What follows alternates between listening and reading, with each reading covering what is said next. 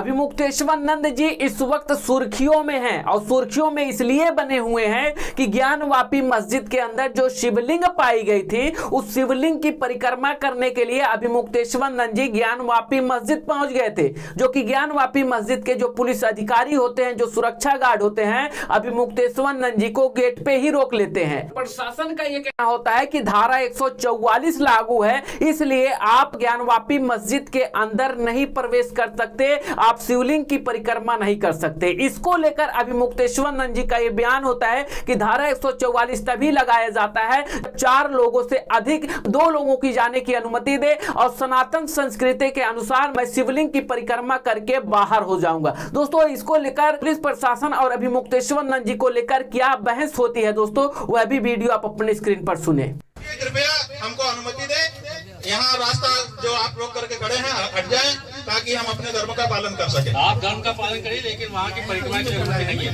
बस क्या है भाई, परिक्रमा आप कह रहे हैं 144 धारा है, हम वहाँ पर 2 लोग जा रहे हैं, 4 लोग नहीं होंगे, 5 लोग नहीं होंगे। 144 जब लगी होती है तो आपको परमिशन लेनी पड़ती है। ज्ञानवापी मस्जिद में प्रवेश नहीं कर पाए अभिमुक्तेश्वर जी, सोनपुर के एक आश्रम में उन्हें नजरबंद कर दिया गया है प्रशासन की तरफ से।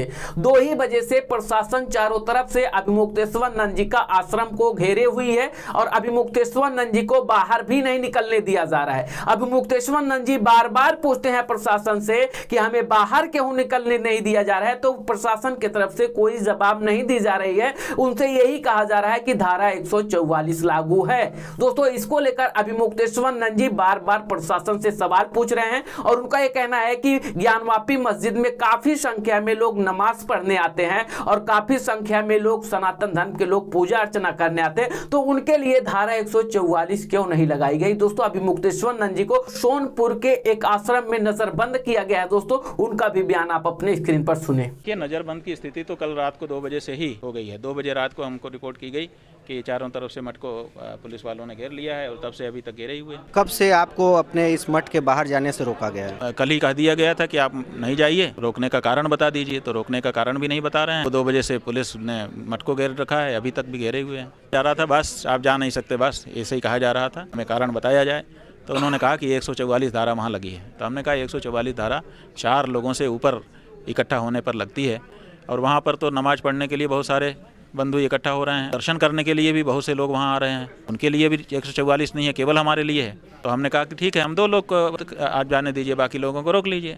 राजस्थान की हवा महल के विधानसभा से विधायक आचार्य बालमुकुंद जी एक बार और सुर्खियों में आ गए। उस सुर्खियों में तब आए दोस्तों, जयपुर के गंगापाल सरकारी स्कूलों में मुस्लिम छात्राओं ने हिजाब पहनकर एनुअल फंक्शन में हिस्सा लिया। एनुअल फंक्शन में पहुंची, हिजाब को देखते ही आचार्य बालमुकुंद जी जो सरकारी प्रिंसिपल होते हैं स्कूल के, उस पर भड़क जाते हैं। तो ड्रेस में बच्चे क्यों नहीं आ रहे हैं, क्यों हिजाब में आ रहे हैं। जो कि दोस्तों वही मुस्लिम छात्राओं का यह भी आरोप है कि आचार्य बालमुकुंद जी जय श्री राम के नारे भी लगवाए स्कूल में, जो कि ऐसे आरोपों से आचार्य बालमुकुंद जी पल्ला झाड़ रहे हैं। दोस्तों, आचार्य बालमुकुंद जी कैसे सफाई दे रहे हैं दोस्तों, इसको लेकर वह भी वीडियो आप अपने स्क्रीन पर देख सकते हैं। दोस्तों, कुछ राजनीति करने वाले लोगों ने माहौल बनाया है। बच्चियों से अच्छे खासे मिला हूं, बात की हमने, मोदी जी की योजनाओं की बात की, सुकन्या योजना की बात की। ये बच्चियों ने मुझे पत्र दिया है कि हमारे को यही आवश्यकता है, कुछ फर्नीचर की आवश्यकता है, कुछ बुक्स की आवश्यकता है, कुछ लैब की आवश्यकता है। मैं बच्चियों से मिला हूं बहुत अच्छे से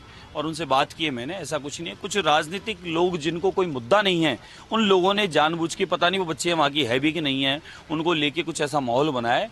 बाकी सच्चाई ये है, गणतंत्र दिवस हो, इस प्रकार के उत्सव जो होते हैं, इन सब उत्सवों पे भी वहाँ ड्रेस कोड लागू नहीं है। बुर्का और हिजाब में ही बच्चे आवे हैं। ऐसा कौन सा रूल्स रेगुलेशन आ गया है, ऐसा कौन सा नियम आ गया है? नमाज का अगर टाइम हो गया, अजान का टाइम हो गया तो स्कूल की पढ़ाई बंद हो जाएगी। कांग्रेस पार्टी के अध्यक्ष मल्लिकार्जुन खड़गे भारतीय जनता पार्टी पे सियासी हमला बोल रहे हैं। दोस्तों उनका यह कहना है कि भारतीय जनता पार्टी लोकसभा 2024 की चुनाव जीतती है तो रूस की तरह, व्लादिमीर पुतिन की तरह वह तानाशाही करेगी भारतीय जनता पार्टी। दोस्तों, और ये लास्ट चुनाव होगा, क्योंकि भारतीय जनता पार्टी जीतेगी तो अब फिर बार पूरी तरीके से वोट का सिस्टम हटा देगी। दोस्तों, भारतीय जनता पार्टी पे यह भी आरोप लगा रहे हैं कि इंडिया गठबंधन के राजनेता नेता नीतीश कुमार को भी भारतीय जनता पार्टी अपने गोद में बैठा लिया है। दोस्तों सियासी हमला लगातार भारतीय जनता पार्टी पर मल्लिका अर्जुन खड़गे दे रहे हैं। दोस्तों उनका भी वीडियो आप अपने स्क्रीन पर सुने, जो एससी ओबीसी को लेकर भी वह गुलाम ही बता रहे हैं। दोस्तों आप भी उनका वीडियो अपने स्क्रीन पर सुने। दोस्तों गुलाम रहना चाहते हो तो फिर आपकी मर्जी, क्योंकि पहले तो गुलामगिरी करके आए ब्रिटिश के जमाने में।